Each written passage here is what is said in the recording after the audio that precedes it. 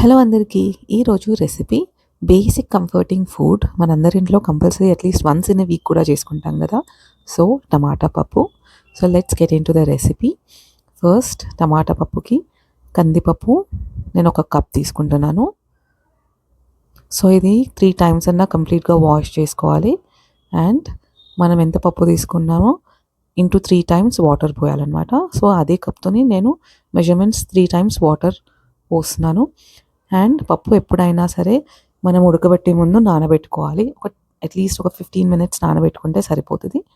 So ఇందులోనే ఉప్పు 1.5 tea spoon, కారం 1 టీ స్పూన్, ఇంకొంచెం 1/2 టీ స్పూన్, పసుపు కొంచెం, అల్లం వెల్లుల్లి పేస్ట్.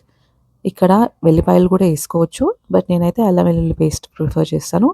ఇందులోనే టమాటాస్ ఒక 5 బిగ్ సైజ్ టమాటోస్ అయితే ఒక 5 వేసుకోవచ్చు. ఇవన్నీ వేసేసి కుక్కర్ స్టవ్ మీద పెట్టేసి మీడియం టు హై ఫ్లేమ్ మీద ఒక 4 to 5 సీటీస్ పెడితే సరిపోతుంది.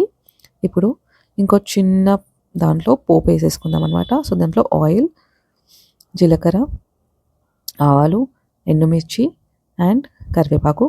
సో ఇవన్నీ వేసి కొంచెం ఫ్రై అయిపోయాక దించేస్తే అయిపోతుంది. తర్వాత పప్పు అయితే ఉడికిపోయింది 4 సీటీస్కి.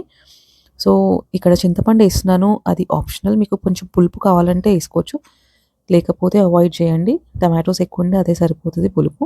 సో మేము కొంచెం పులుపు ఎక్కువ తింటాం కాబట్టి కొంచెం చింతపండు వేసి ఆ ఫ్లేవర్ బాగా వస్తుంది అనమాట. సో ఫైనల్లీ పోపు యాడ్ చేస్తే మన టమాటా పప్పు అయిపోయింది. సో ఇది వేడి వేడి పప్పు అన్నంలో నెయ్యి వేసుకొని తింటే అదిరిపోతుంది కదా. అండ్ ఈ టమాటా పప్పు కాంబినేషన్ ఆలూ ఫ్రైతో తింటేనైతే సూపర్ కదా. సో మీరు కూడా ట్రై చేయండి. అండ్ నెక్స్ట్ టైం ఇంకో రెసిపీతోని మళ్ళీ వస్తాను.